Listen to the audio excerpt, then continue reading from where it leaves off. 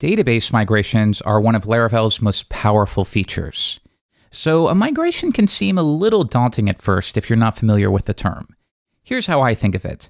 They are version control for your database. So in the past, imagine that you needed some kind of table, maybe a table for articles. Well, how did you create that? And here's what I bet you did. I bet you opened up some kind of GUI app, maybe SQL Pro or one of its companions.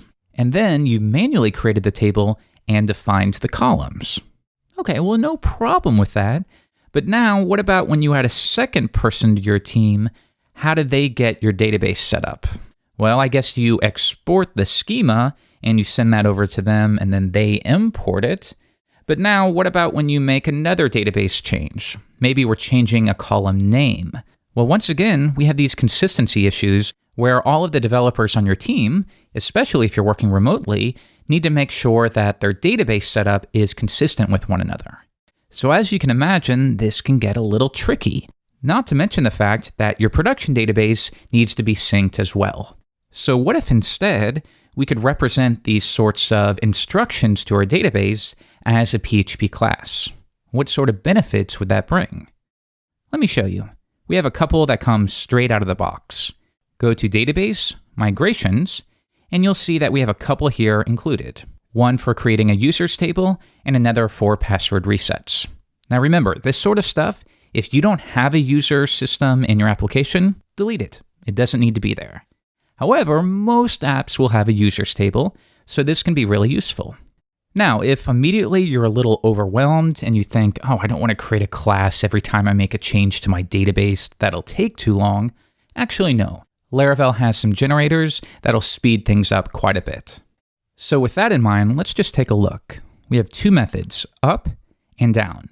So this means for our up method, what sort of action do we want to take place?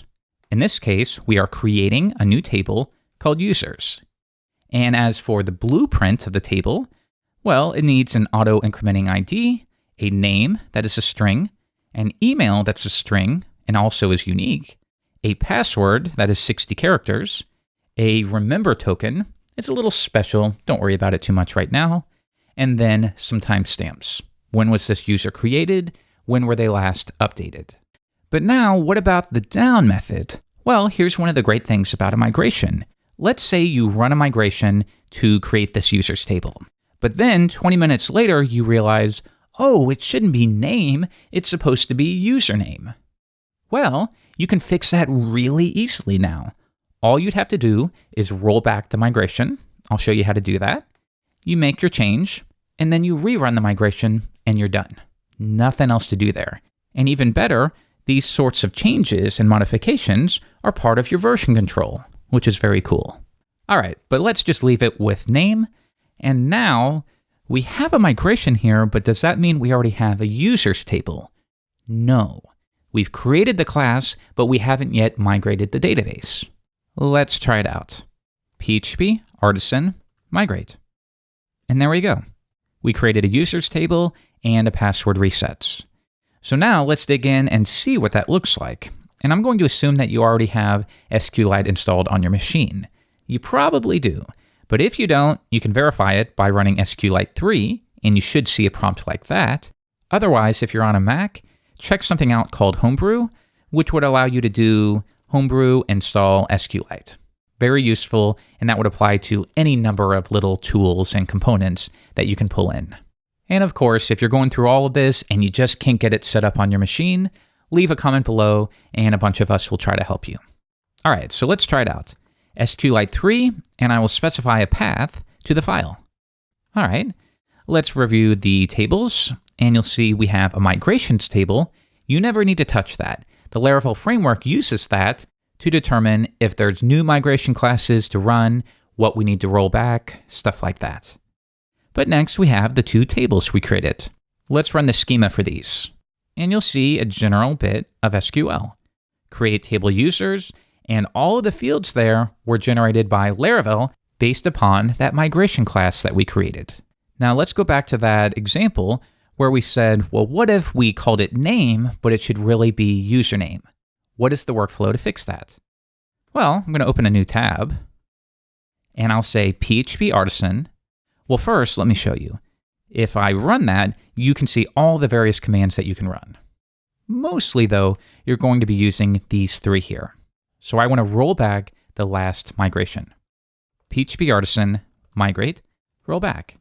Think of that as sort of your undo. I just ran a migration, but I made a mistake, so I'm going to roll it back, fix it, and then rerun it. So now we fix it. We're going to change this to username, come back, and run PHP Artisan migrate, and we're finished. The database has been updated. Just to prove it to you, we can review the schema again, and now you'll see it's reflected there. Pretty cool, right? So now that you understand how to run migrations and roll them back, what about creating new ones? Okay, let's continue with that basic idea of an article. We want a table to store all of the articles for your blog. Very simple. Well, we can say PHP Artisan, and I want to make a new migration. Now don't forget, if you ever forget the sequence or the arguments that you need to provide, just prepend help. The important one is right here, the name of the migration. Think of that as an identifier that describes what the migration does. So if I'm creating an articles table, then the name could be Create Articles Table. Next, you'll see we have a couple flags here that simply adjust the boilerplate that will be used when your file is generated. So let's try this out.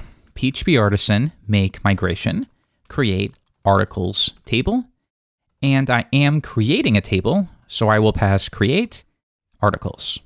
All right, let's run that, and it created this new migration. Let's review it. In the sidebar, you'll see we have a new one here. And even better, it's done a bunch of boilerplate for us. It's going to assume that you want an auto-incrementing ID, pretty typical for a table, and also a created at and updated at timestamp would be useful as well. Typically, it's best to include those unless you have a good reason why they're not necessary. So let's think about this. The most basic article would have a title and a body. How about that? Okay, well, table, we have a string, that will be the title, and then another one that will be not a string, but a full text field for the body. And who knows, you might want other things such as a published at timestamp. Okay, table, timestamp, published at. That way you could have some logic that says, I can schedule an article, but unless the published at date is today or at some point in the past, do not display that article. Okay, so that's how we create the table. For the down method, that's how we undo the creation. And in this case, we would drop the articles. But in other cases, you're just modifying the table. So in your down method, you would undo the modification. And I'll show you what that looks like shortly. For now, the migration looks good, so let's migrate the database. PHP Artisan migrate. And you're done. You have a new table there.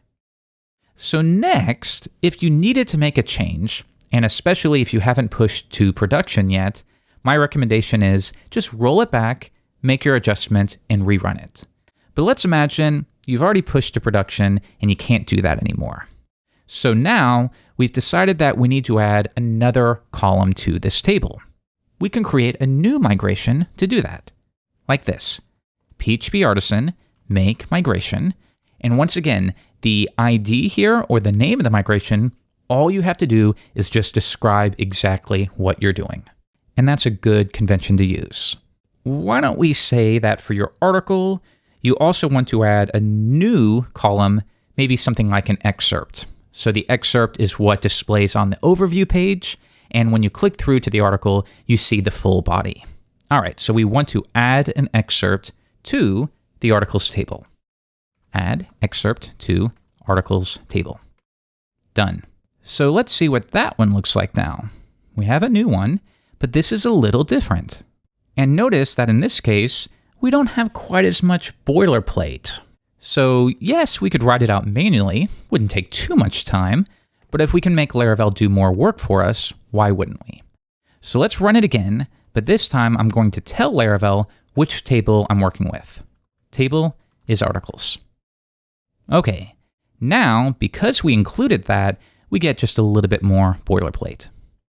All right, we make our change. So I want to add a new text column for the excerpt. And now, if I want to undo that, then we would drop the column. Table, drop column, excerpt. And that's the formula, so to speak, for how we undo what we did up here. Okay, I think we're ready to run this, but one last thing. Would it be okay for our table to have an excerpt column with nothing in it? Or in other words, when you create a new article, is it okay if the excerpt is null? And you might decide, yes, that would be okay. If so, then you want to add nullable. PHP, artisan, migrate, and we're done. We now have an excerpt column on our articles table. Let's make sure. We run it, we review the schema, and right down here at the bottom is our excerpt. But now there's one little gotcha that I want you to be aware of. Let's roll it back just for fun, and let's see what happens. PHP artisan, migrate, roll back, and crap, everything failed. So if we scroll up, we can see that Laravel is trying to reference this class, but it couldn't find it. And that's because if you want to drop a column, well, we require a special package. And the Laravel documentation will tell you everything you need. All you need to do is say composer require doctrine/debol. So let's pull that in and give it just a second to install. There we go. Let's try it again. Roll back the migration, and now it works. So just keep that in mind. And once again, if we run the schema for it, we will see that reflected here. There's no excerpt. All right, so now that you understand the fundamentals of migrations, in the next episode, I get to introduce you to Eloquent, which you're going to love.